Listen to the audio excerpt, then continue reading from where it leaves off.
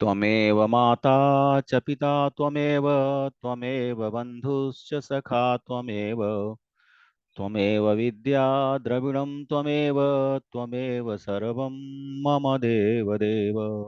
ॐ नमो भगवते वासुदेवाय नमः। ॐ नमो भगवते वासुदेवाय नमः। ॐ नमो भगवते वासुदेवाय नमः। देवियों एवं सज्जनों, गोस्वामी तुलसीदास जी महाराज द्वारा विरचित श्री रामचरितमानस के कतिपय व्यावहारिक प्रसंगों की श्रृंखला में अपना मंतव्य प्रस्तुत करने हेतु आप सबके समक्ष समुपस्थित हूं।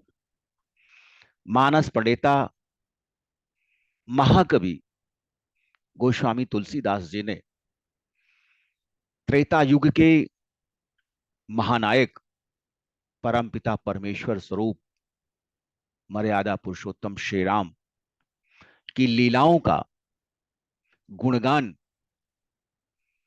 इस महाग्रंथ में प्रस्तुत किया है। राम इस ब्रह्मांड के कण कण में विद्यमान है, रोम रोम में विद्यमान है।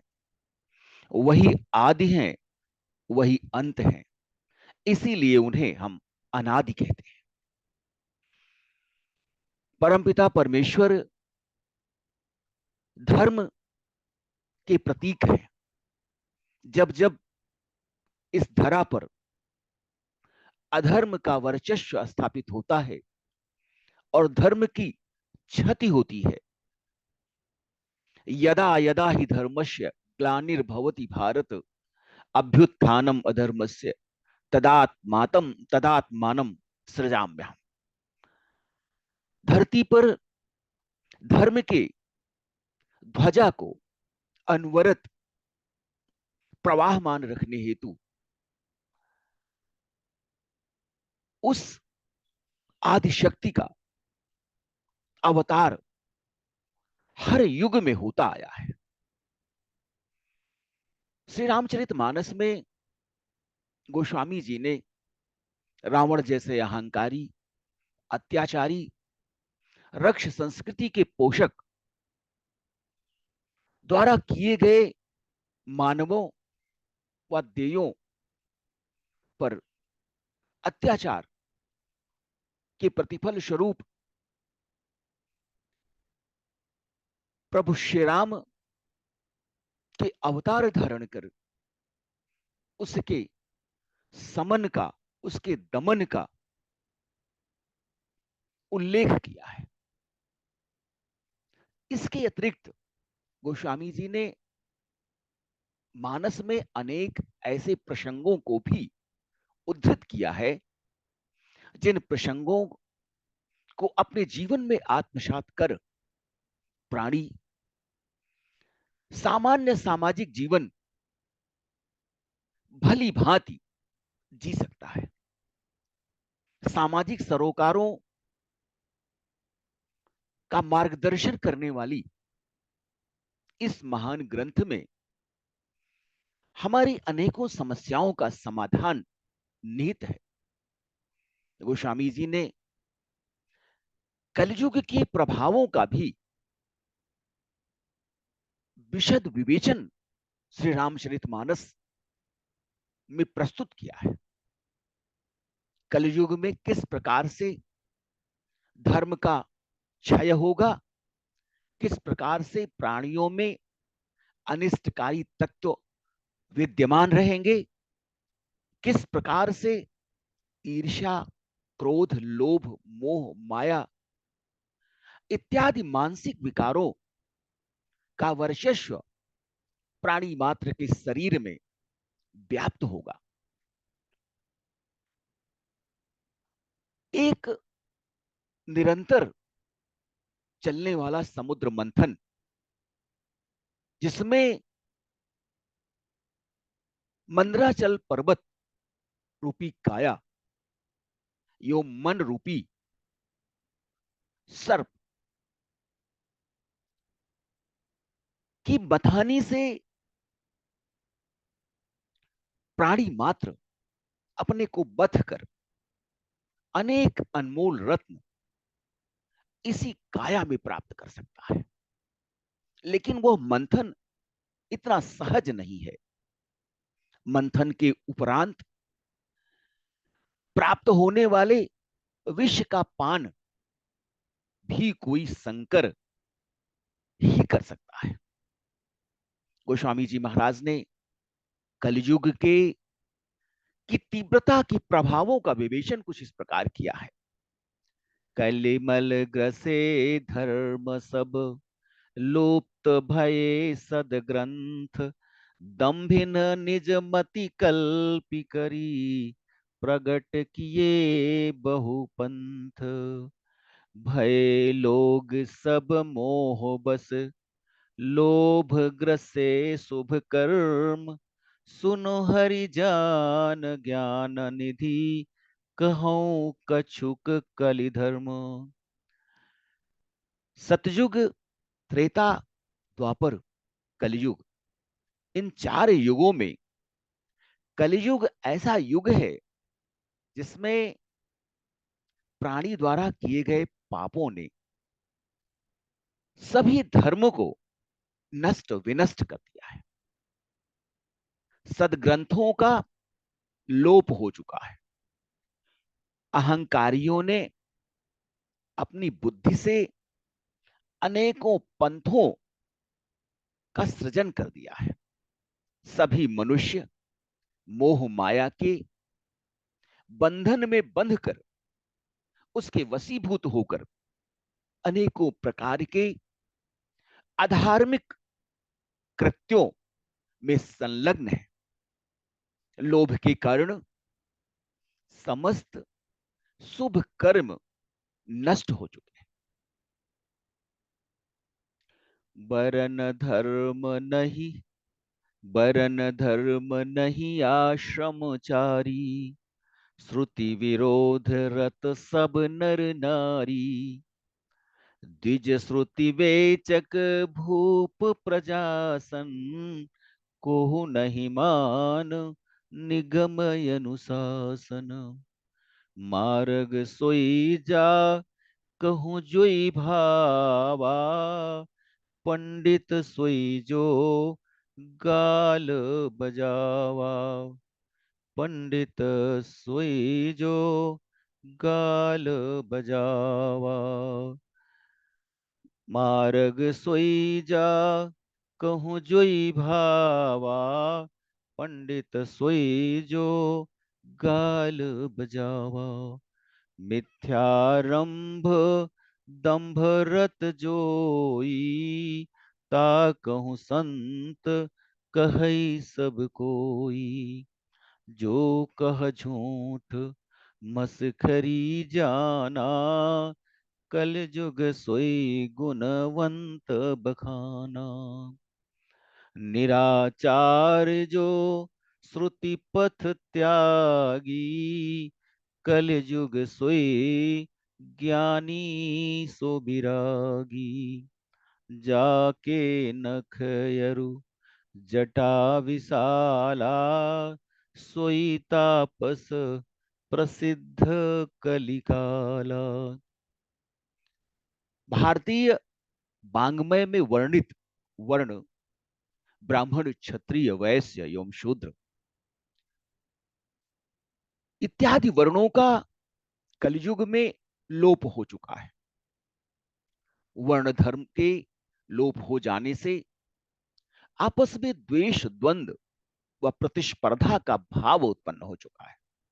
सभी वर्ण के लोग अपने निर्धारित कर्मों को छोड़कर एक दूसरे के कर्मों को अपनाने लगे हैं, जिससे समाज में गला काट प्रतिस्पर्धा का भाव प्रकट हो चुका है। यहां तक कि ब्रह्मचर्य, गृहस्थ, वानप्रस्थ, सन्यास, चारों आश्रमों का भी लोप हो चुका है, जिससे घर परिवार में भी संघर्ष की स्थिति बनी हुई है। सभी अपने अधिकार प्राप्त करने के लिए रिश्ते नातों की उपेक्षा करके लड़ते झगड़ते रहते हैं। कर्तव्यों का लोप होता जा रहा है। सभी मनुष्य वेदों, पुराणों, उपनिषदों व स्मृति ग्रंथों का उपहास करने लगे। ब्राह्मण वेदों का व्यापार करने के साथ ही धर्म के साथ कर्मकांड को जोड़कर आजीविका का साधन बना चुके हैं। शासन तंत्र प्रजा का पालक न होकर अपितु भक्षक की भूमिका में है। प्रजा गरीबी, भूखमरी, बेरोजगारी का दंश भोग रही है। शासक वर्ग अपनी सत्ता कायम रखने के लिए प्रजा के हितों की निरंतर अवहेलना करते रहते हैं। वेदों की आज्ञा का अनुपालन नहीं हो रहा है। सभी मनुष्य अपने मत के अनुसार अलग अलग पंथ चुन लेते हैं। कुछ ढोंगी और पाखंडी लोग जो अपने अलग अलग पंथ बना लेते हैं, जिस पर चलने के लिए भोले भाले आम जनमानस को प्रेरित भी करते हैं। जिसको जो अच्छा लगे वही मार्ग उसके द्वारा उत्तम मान लिया गया है। अनावश्यक बड़ी बड़ी बातें करने वाले, स्वयं की प्रशंसा करने वाले, अपने को सर्वश्रेष्ठ एवं दूसरों को मूर्ख समझने वाले पंडित व ज्ञानी कहे जाते हैं।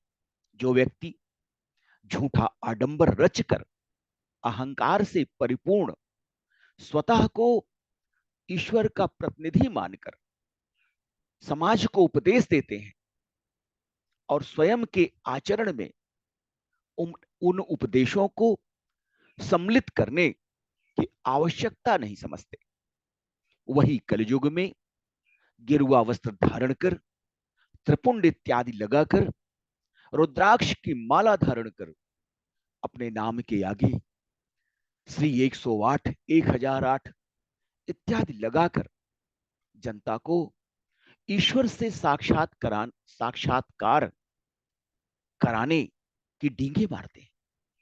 जो स्वयं ईश्वर के स्वरूप की अनुभूति नहीं कर सकते, वह संपूर्ण मानव समाज के लिए स्वर्ग के द्वार खोलने का दावा करते हैं और अपने को महान ज्ञानी, महान पंडित मानने लगते हैं।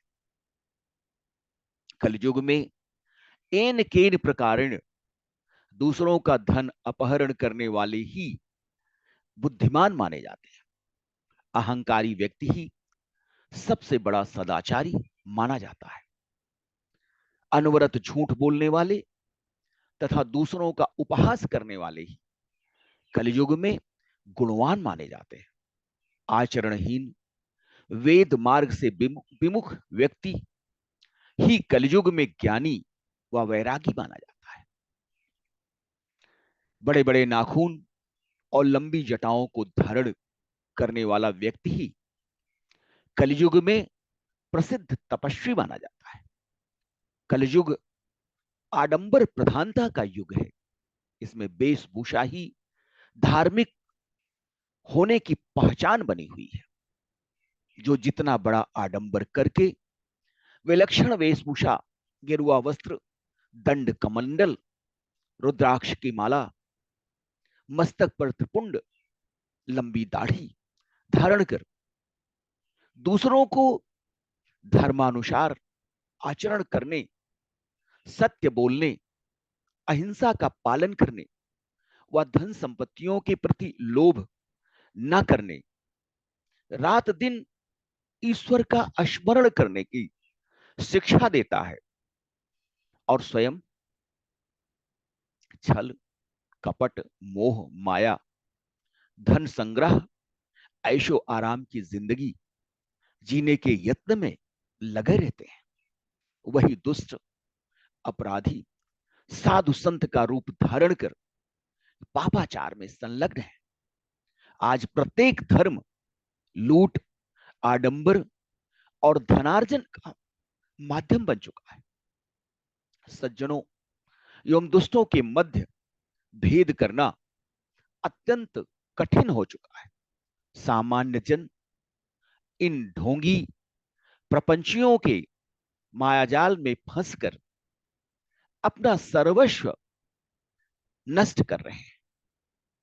कलयुग ऐसा युग है जिसमें प्राणी मात्र ईश्वर के प्रति सच्ची श्रद्धा रखते हुए, भक्ति भाव से उनका भजन करते हुए, अनवरत प्रभु को स्मरण करते हुए मोक्ष का अधिकारी हो सकता है। इस युग में छल छद्म प्रपंच व माया के बल पर तथाकथित साधु संतों के अस्तित्व को, उनके वर्चस्व को, उनकी प्रतिभा को चुनौती देने की आवश्यकता है। तभी सामान्य भोले भाले व्यक्ति इन साधु संतों, मुल्ला मौलवियों या पादरियों के माया जाल से विमुक्त हो सकते हैं।